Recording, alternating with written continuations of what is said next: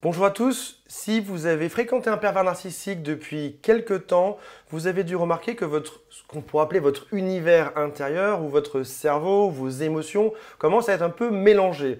On se sent parfois un peu dans le brouillard, on sait au bout d'un moment plus ce qui est juste ou pas. Alors ce qui est étonnant, c'est qu'avant cette relation, on savait ce qu'on voulait pas, ce qui était bien, ce qui était mal, et au bout de quelques temps, tout devient confus, on ne sait plus exactement quoi penser. On a même parfois du mal à se décider sur les choses à faire, les phrases à dire, les actions à mener dans la journée. On peut aussi passer notre temps à répondre à des crises, à gérer les crises du pervers narcissique. Et donc du coup, on s'adapte, on se suradapte à l'autre en permanence. Mais comme l'autre est changeant, comme l'autre a des crises de manière régulière, on marche sur des œufs, on ne sait plus exactement quoi dire, quoi faire. Et on en vient à avoir notre vie entière qui est d'observer cette personne et de se comporter pour qu'il y ait le moins de crises au monde. On peut même avoir des gens qui vont nous dire « tu es devenu terne, tu es devenu gris », moi c'est ce que j'ai entendu à l'époque. On peut aussi perdre sa motivation et commencer à déprimer. On va voir aujourd'hui comment est-ce que le pervers narcissique a réussi à faire ça et surtout, et bien heureusement, comment faire pour en sortir et se trouver heureux le plus vite possible quand on a fréquenté ce genre de poison toxique dans notre vie. Avant de démarrer, si vous le souhaitez, abonnez-vous. Vous êtes de plus en plus nombreux à rejoindre ce mouvement pour lutter contre les pervers narcissiques. C'est juste en dessous. Faites votre acte solidaire, abonnez-vous et cliquez sur la petite cloche qui est juste à côté. Il y a aussi un quiz qui s'appelle « Est-ce que cette personne est perverse narcissique ou pas ?» C'est aussi juste en dessous. Et si vous le souhaitez, appelez une personne de mon équipe, c'est gratuit et c'est sur le lien qui est dans la description de cette vidéo. Alors, avant qu'on comprenne comment est-ce que le pervers narcissique a réussi à faire tout ceci, à mettre le trouble dans notre cerveau, surtout que les victimes sont souvent des gens qui sont intelligents, sensibles, qui réussissent leur vie, commençons par revoir quelques secondes qui est le pervers narcissique. Le pervers narcissique est une personne qui a du mal à s'analyser. On dit souvent qu'il a comme une espèce de vide intérieur. Il n'arrive pas non plus à se remettre en question. Et ça, c'est pas récent, c'est depuis son enfance. On dit souvent que c'est un cerveau d'enfant de 6-7 ans coincé dans un corps d'adulte. C'est une personne qui a peu d'empathie. Si jamais vous pleurez en face de lui, ça ne va pas lui faire grand-chose, il ne va pas forcément le comprendre. Et il n'a pas non plus beaucoup de regrets à vous voir triste ou à avoir fait des choses dures vis-à-vis de vous. Il y a une équation qui est essentielle de comprendre si vous devez retenir une chose de cette vidéo, c'est celle-ci. Regret plus empathie égale amélioration. Je vais vous donner un exemple très simple. Si jamais je vais boire un café avec un ami et que je lui fais une mauvaise blague, je pensais que la blague était drôle, mais il s'avère que ça lui fait de la peine. Dans ce cas-là, avec l'empathie que j'ai, je comprends que cette personne a de la peine, je vais lire sur son visage que c'était pas une bonne blague, que ça n'a pas eu l'effet escompté. Juste suite à ça, j'ai un regret de l'avoir fait, je regrette d'avoir dit cette blague et je vais donc m'améliorer dans le futur. Je ne vais pas refaire ce genre de blague avec mon ami et peut-être même avec personne d'autre au monde. Je vais peut-être essayer d'autres types de blagues. Et donc là, on est sur un exemple qui est très simple, mais ça fonctionne aussi dans la vie professionnelle, ça fonctionne dans notre vie sociale, ça fonctionne avec nos amis. Dans tout type de domaine, l'empathie de comprendre qu'est-ce que ressentent les gens autour de moi, plus les regrets de se tromper, font qu'on va vers le fait de s'améliorer. Sauf que le pervers narcissique n'a ni empathie, ni le regret. Donc, il ne peut pas s'améliorer. Il va se contenter de reproduire en permanence le même schéma toute sa vie. Il va d'ailleurs faire souffrir toutes ses victimes de la même manière, que ce soit vous, que ce soit tous ceux d'avant ou tous ceux qui vont arriver juste après vous. Le pervers narcissique ne changera jamais rien. Il aura toujours les mêmes phrases de manipulation qui doivent être à peu près à une vingtaine de techniques qui sont cumulées mais qui sont basiques et toujours les mêmes, et il fera toujours la même chose. Donc, le pervers narcissique, finalement, qui est une personne qui est toxique, accumule en elle des choses qui sont également toxiques. On ne peut pas dire qu'un pervers narcissique soit une personne heureuse. Je pense que c'est quelqu'un qui n'est pas heureux du tout. C'est des gens qui vont accumuler une grande quantité d'énergie négative à cause de la haine qu'ils ont construite vis-à-vis d'eux-mêmes, souvent dans l'enfance, et vis-à-vis des autres aussi, qu'ils voient heureux et qu'ils jalousent en permanence. Ils sont obsédés par l'image sociale, on parle de pervers narcissique. La partie narcissique, c'est celle qui fait qu'ils ont besoin d'être vus. Et donc, ils vont se servir de leurs victimes, souvent dans le couple, pour évacuer toute cette tension, toutes ces choses négatives. Il y a deux choses qui sont importantes. La première, c'est de sortir ça sur quelqu'un d'autre comme si c'était un punching ball. Et la deuxième, c'est de mettre l'autre à côté de lui dans son même état interne. Ils veulent que vous soyez aussi triste ou aussi en colère qu'eux au final. Le pervers narcissique va donc au bout d'un moment, tenter de modifier l'univers intérieur de sa victime. Il va envoyer son mal-être chez l'autre car il n'arrive pas à les gérer lui-même. Pour gérer ça soi-même, il faudrait qu'il ait un univers intérieur riche. Il faudrait qu'il puisse se construire par lui-même sans avoir besoin du regard des autres. Il faudrait qu'il puisse profiter par exemple d'une balade en forêt, de la lecture d'un livre, du fait de trouver ses propres réponses à l'intérieur. Mais comme c'est une espèce de carapace vide qui n'existe que par le regard des autres, il n'est pas capable de résoudre ça par lui-même. Donc, il est dans l'incapacité de gérer ses propres paradoxes intérieurs. Et il va se servir de l'autre comme d'un réceptacle pour évacuer toutes ces tensions. Pour arriver à gérer ses émotions, par exemple lorsqu'on est triste, lorsqu'on est heureux, quand on est en colère, quand on est fâché, quand on est jaloux, ça vient par le fait d'avoir une maturité affective ou une maturité émotionnelle plutôt. C'est-à-dire avoir de l'estime de soi, se dire voilà, aujourd'hui, je suis en colère. Pourquoi est-ce que j'ai cette colère? Parce qu'on m'a dit ça. Pourquoi est-ce que ça me fait de la peine? Donc je réfléchis, j'intériorise et j'avance seul dans ma réflexion. Sauf que pour le faire, il faut une maturité émotionnelle que le pervers narcissique n'a pas et que vous avez. Si vous êtes la victime d'un pervers narcissique, c'est que c'est sûr que vous l'avez.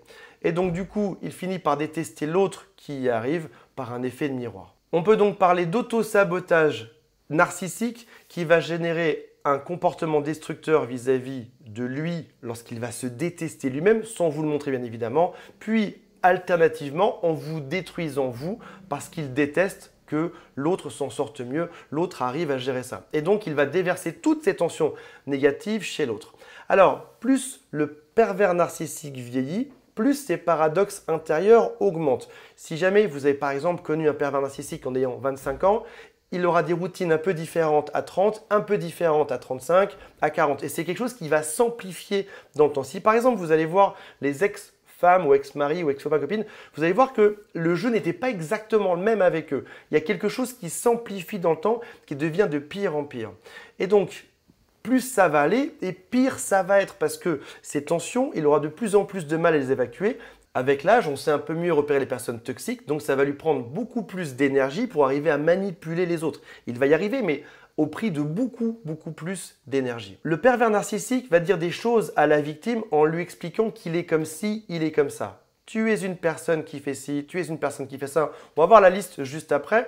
Et la victime, au bout d'un moment, va se dire, c'est possible que je sois comme ça. C'est possible que je sois une personne méchante, manipulatrice, triste, que je rende les autres malheureux. Mais finalement, il est juste en train de vous donner ses propres qualificatifs qui vous envoient sur vous de manière miroir. Et donc du coup, la victime commence à intérioriser ça et se dire « si ça se trouve, c'est vrai. Si ça se trouve, je suis réellement comme ça. » J'ai beaucoup de gens en coaching qui me disent « si ça se trouve, c'est moi le pervers narcissique, c'est moi la personne déglinguée, c'est moi qui rend malheureux. » Et oui, je dis oui, alors c'est probable, mais si tu as vécu avec un pervers narcissique, c'est encore plus probable que cette personne t'ait tout renvoyé sur toi en te faisant croire ce genre de choses. Donc, ils vont nous faire croire des choses et on va finir par nous en avoir honte et le pervers narcissique, c'est quelque chose dont il a honte également. Du coup, le pervers narcissique se sécurise ou sécurise sa situation, il arrive à vous manipuler, il arrive à vous affaiblir, il arrive à vous faire vous sentir inférieur, vous vous posez des questions, donc en étant affaibli, vous êtes plus simple à être manipulé et donc il va vous utiliser un peu comme une poubelle pour déverser au quotidien toutes ces énergies négatives dedans. À savoir que très souvent, les victimes ont beaucoup d'empathie, sont aussi beaucoup capables au regret, comme dans l'équation qu'on a vue précédemment. Ça veut dire que par compassion, on peut comprendre, on peut se remettre en question, on peut se dire qu'il y a un problème et on est entre deux situations. On essaye de se sauver nous en se remettant en question, ce qui est déjà difficile parce qu'on nous accuse de beaucoup de choses. Et on essaye aussi de sauver le pervers narcissique en se disant si ça se trouve, je peux travailler dessus pour rendre cette personne heureuse à nouveau. En vain, malheureusement pour nous les victimes, le pervers narcissique ne changera jamais et au bout d'un moment, on sera affaibli, on aura du mal à lutter. Et on arrive dans le début d'un trouble identitaire. Alors c'est un grand mot parce qu'il faut rester vraiment très longtemps avec un pervers narcissique pour que ça arrive, ou ce serait une maladie qui serait presque une pathologie, mais ça peut ressembler à un début de trouble identitaire. On va être troublé par rapport à notre propre identité. Le pervers narcissique arrive à provoquer chez nous un trouble temporairement de qui on est. Tu es une personne qui, c'est à cause de toi que je suis comme ci, comme ça. Tu me rends malheureux, tu me rends malheureuse. Et donc, on nous impute des caractéristiques identitaires qui en fait appartiennent à la base à ce pervers narcissique. Par exemple, le pervers narcissique qui te dit « tu es un pervers narcissique ». Oh, stop, c'est probablement que toute sa vie on lui a dit ça.